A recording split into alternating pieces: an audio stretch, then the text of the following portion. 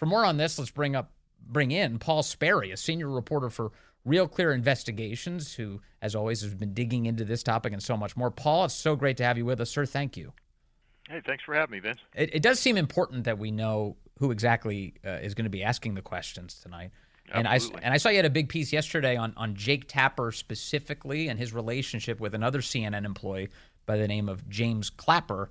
What can you tell us about these two men and why Jake Tapper is a suspicious figure to be doing this gig this evening? Yeah, well, James Clappers actually was Obama's chief of intelligence, and but Tapper and Clapper rhymes. Yeah. They actually had a relationship where Tapper was receiving leaks from Clapper while he was still Obama's intelligence czar. This was back in January 2017, and Trump was just coming in, hadn't yet taken the oath of office, and Jake Tapper secretly worked with Clapper on the fake dossier story. You remember the Steele dossier? Yeah. Hillary funded. This was designed to trip up President-elect Trump, before inauguration. And I remember at the time, and since then we've learned, I think it was James Comey who said that CNN needed a news hook in order to start sharing this salacious information in public. Oh, yeah. And the hook ended up being the briefing that they gave Trump about the salacious information.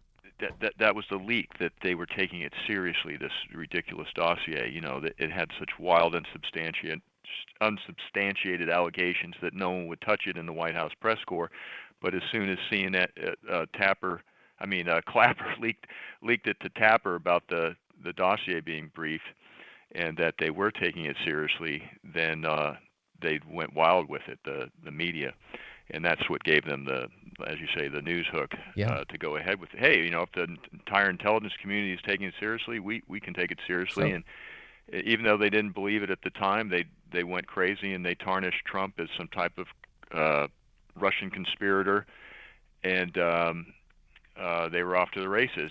And then Dana Bash is the co-moderator tonight at CNN. She worked with Clapper, or her ex-husband worked with Clapper, and the Biden campaign. This was in October 2020, on the fake so-called intelligence about the Hunter Biden laptop being Russian disinformation.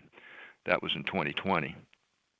Right. And his name is Jeremy Bash, her ex, and he was under CIA contract, as it turns out, at the time that he worked with Clapper on that bogus intelligence letter to try and discredit the laptop story. And by the way, he still has green badge access to top secret classified information at Langley at the CIA headquarters, and it doesn't expire until the end of August. So don't be surprised if they're cooking up another influence op against Trump for tonight or in the next debate. And Jeremy Bash has been, perhaps still is, a national security analyst for NBC and MSNBC, correct? He's all over the Biden-friendly networks. He's quite the operative. Yeah, and speaking of NBC contributors, that includes John Brennan, former CIA director, who's lied about spying on the United States Senate and so much more. So these guys keep getting rewarded with these jobs at these networks after arranging leaks to them in order to slander their political opponents here in the United States. Yeah, it's outrageous. You're talking about with these two. So let me backtrack a little bit on 2016. A lot of people don't know what happened. In October 7th, 2016, Clapper met with Obama in the White House, and they hatched a plot to manufacture fake intelligence about Russia ahead of this was just 2 days ahead of the national debate between Hillary and Trump. And right on cue, Hillary used it to attack Trump and tarnish him as some type of Putin stooge or even a Kremlin agent. And that was the first debate. And then, of course, Clapper also manufactured this intel in 2020 about the laptop. In fact, he was the guy who he helped draft the letter, and he even wrote the key language, the key phrase about how it was, quote, it has all the classic earmarks of a Russian information operation. He was referring to the New York Post story, breaking the story about the emails from the laptop, the abandoned laptop, and showing an influence peddling with Burisma, and Joe Biden being involved in that. And this was a much needed lifeline for Biden, because this story was hot, and it was coming just weeks before the election, and they needed to kill it. So they actually conspired, Clapper and his buddies, many of them still under contract for the CIA, conspired with the Biden campaign to manufacture this fake intel that the Russians were behind all this.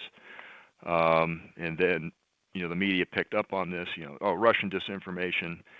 They hyped it, and but it was an influence operation by Clapper and the CIA. They were the ones who were interfering in the election, not the Russians. Right. Which is just outrageous. I mean, we're talking about potential violations of the Hatch Act, violations of FEC laws, Yep. violations of the Church Commission, which prohibits the CIA and other intel agents from getting involved in domestic affairs.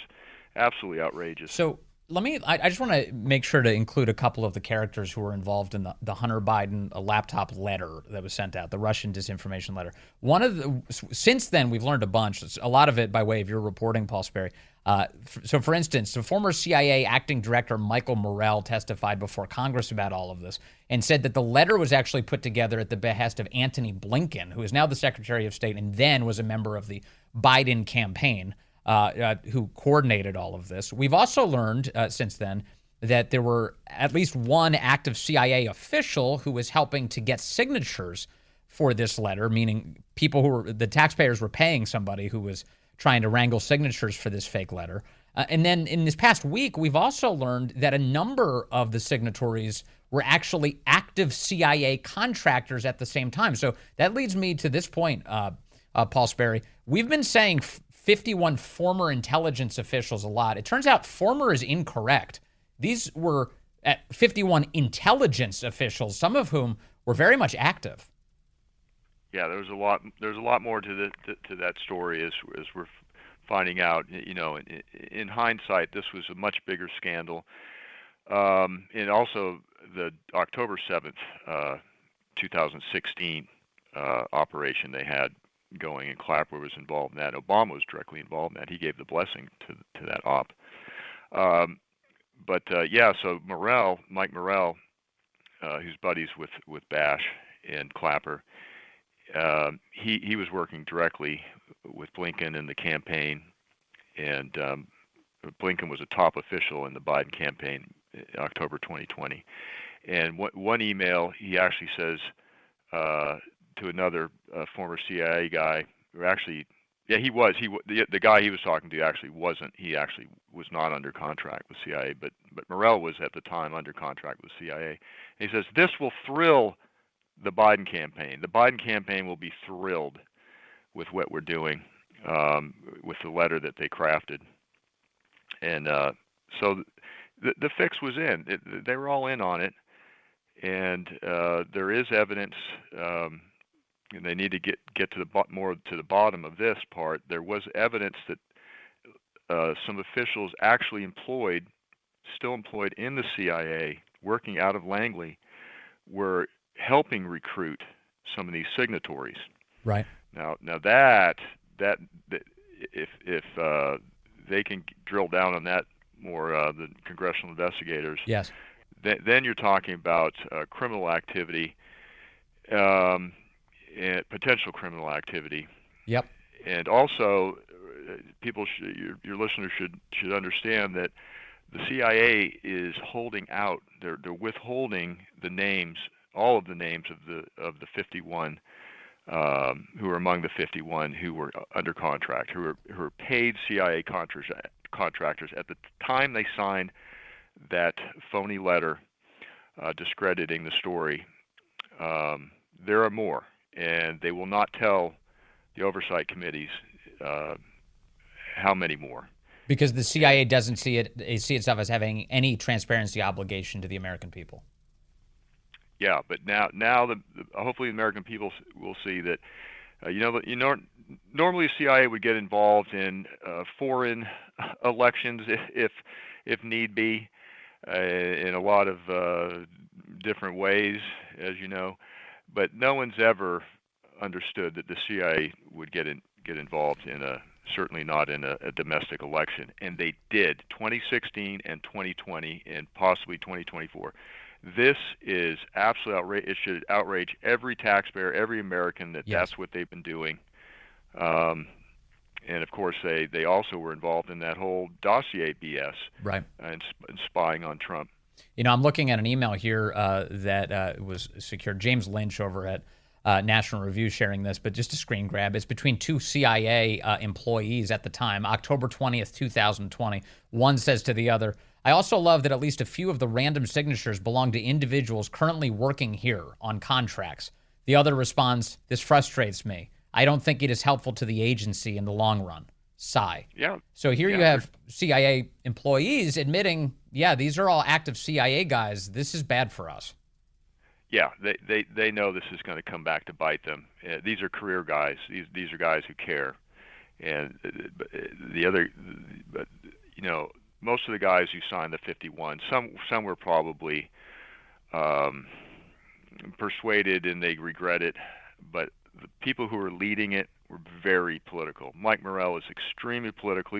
He was with the Hillary group. After he retired from the CIA, he went over to Beacon Global Strategies. Now that was founded by a guy named Philippe Reines. Right. He is one of Hillary's top henchmen, Hillary Clinton. And so then Jeremy Bash went over there.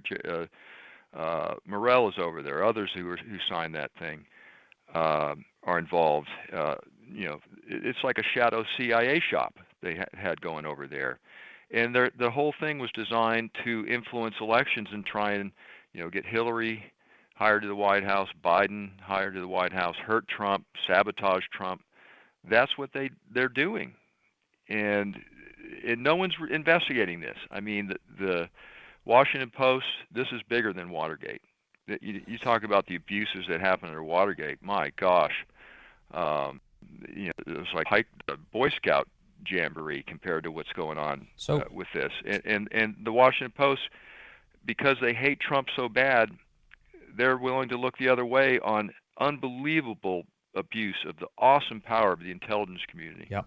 Well, not only are they looking the other way, they're looking for scoops from that intelligence community. They're maintaining a close relationship with them.